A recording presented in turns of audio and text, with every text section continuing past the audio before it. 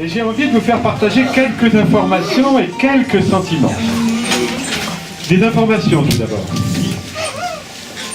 Cet établissement de Vernouillet a été voulu par les militants de la délégation APF dans les années 85. Enfin, les années ont passé, le foyer restait projet.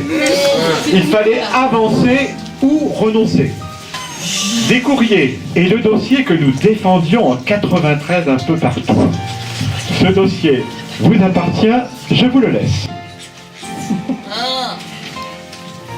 Pour le moment, soyons tout simplement heureux d'aujourd'hui et fêtons avec joie cet anniversaire. Je vous remercie. Eh bien, mon tour de vous proposer quelques lignes, hein, ça va être un peu plus rapide. J'ai pas encore, je saurais sans doute jamais autant de talent.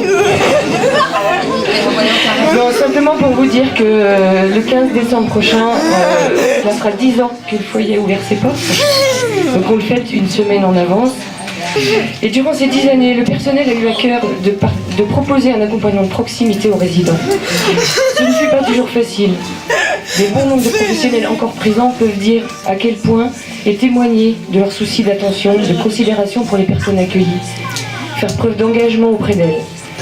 Nous avons à cœur de faire en sorte que l'accompagnement soit au plus près d'une vie ordinaire, savoir pourquoi on se lève, pourquoi ce que l'on va faire de sa journée, ce qui constituera notre dîner, entre autres. C'est aussi là où on va partir en vacances. En tout cas, des choses que l'on fait, nous, quand on n'est pas en situation de handicap.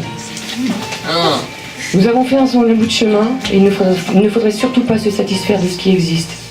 Il nous faut continuer à travailler sur les perspectives d'avenir, travailler l'inclusion des personnes en situation de polyhandicap dans le respect du projet associatif de l'APF qui nous accompagne dans nos actions. Je tiens à dire que nous tentons chaque jour de faire en sorte que la vie au foyer soit agréable pour tous. Mais voilà, nous ne sommes pas parfaits et nous savons tous que rien n'est jamais acquis. Alors nous poursuivons notre chemin, nous réfléchissons à demain, à après-demain. Beaucoup de familles sont là ce soir, ainsi que la majeure partie des professionnels, et j'en suis très heureuse.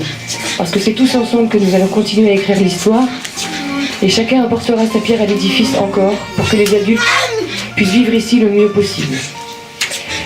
Quelques remerciements avant de terminer notre propos. D'abord, tous les résidents autour desquels nous nous réunissons aujourd'hui.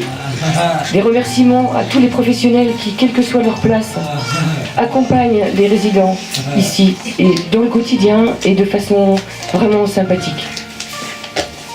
Remerciements à Madame Boulet, présidente du CVS, qui nous a aidés à préparer cette journée.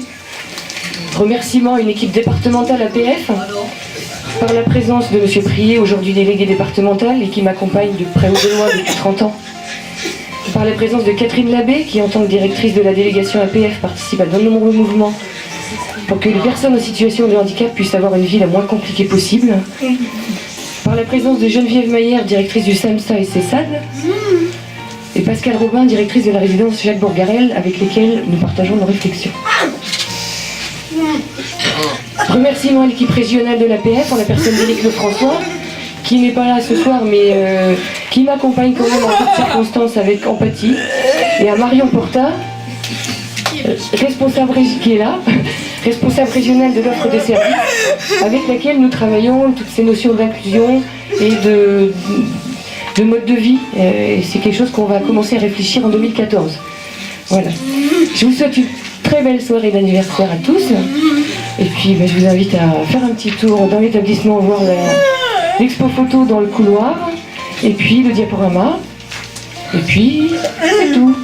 Bonne soirée à tous.